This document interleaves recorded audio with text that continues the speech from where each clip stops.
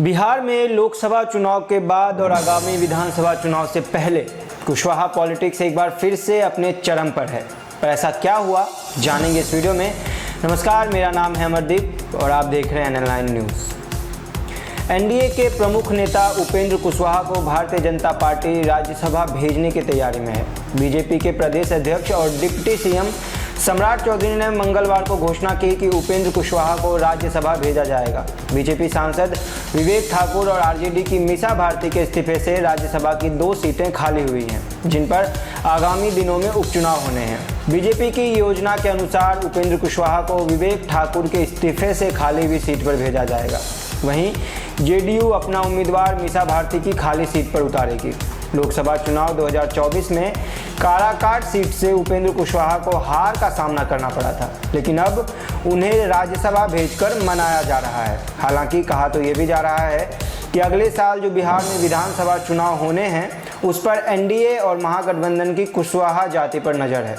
बिहार में आगामी विधानसभा चुनाव को ध्यान में रखते हुए सभी राजनीतिक दल कुशवाहा जाति को खुश करने में लगे हैं। इस जाति की आबादी लगभग 4% है और इसका प्रभाव पिछले लोकसभा चुनाव में भी देखने को मिला था।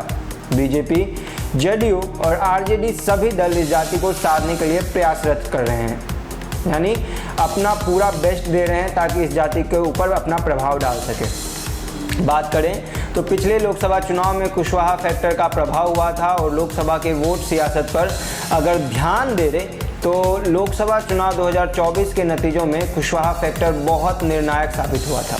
काराकाट सीट पर पवन सिंह के आने से राजपूत उनके पक्ष में गोलबंद हो गए थे, जिससे कुशवाहा समेत ओबीसी वोटर एनडीए से खफा होकर महागठबंधन के पक्ष में चले गए। इसका असर मगध और शाहाबाद की अन्य सीटों पर भी पड़ा और एनडीए को हार का सामना करना पड़ा। वहीं कुशवाहा से जब पूछा गया कि क्या पवन सिंह फैक्टर जो है, क्या इसका हाथ है आपको हराने में, तो उनका जवाब आया कि इसकी हम समीक्षा करेंगे और 6 या 7 तारीख को मीटिंग होगी, जिस पर वो ये इस मामले में बात करेंगे। वहीं कोयरी जाति के दोनों हाथों में लड्डू दिख रहा है। बिहार विधानसभा चुनाव 2025 को ध्यान में रखते हुए राजनीतिक दल कुशवाहा जाति को साधने के लिए और भी कदम उठा सकते हैं। बीजेपी ने सम्राट चौधरी को प्रदेश अध्यक्ष बनाकर और डिप्टी सीएम नियुक्त कर इस जाति को खुश करने की शुरुआत की। वहीं जेडीयू और आरजेडी भी इस जाति को केंद्र में रखकर अपनी राजनीति कर रही हैं। बीजेपी के प्रदेश अध्यक्ष सम्राट चौधरी ने उपेंद्र कुशवाहा को राज्यसभा भेजने की घोषणा की है। इससे कुशवाहा पॉलिटिक्स को और मजबूती मिलेगी और आगामी विधानसभा चुनाव में इसका असर भी देखने के लिए मिलेगा। एनडीए और महागठबंधन के बीच कुशवाहा जाति को साधने की यह होड़ बिहार की राजनीति में नए समीकरण बना सकती है। तो देखना दिलचस्प होगा कि इस बार ये जातीय राजनीति क्या रंग लाती है। आपकी क्या राय है इस विषय पर, हमें कमेंट करके जरूर बताएं और बाकी के खबरों के लिए देखते रहिए NL9 न्यूज़। धन्यवाद।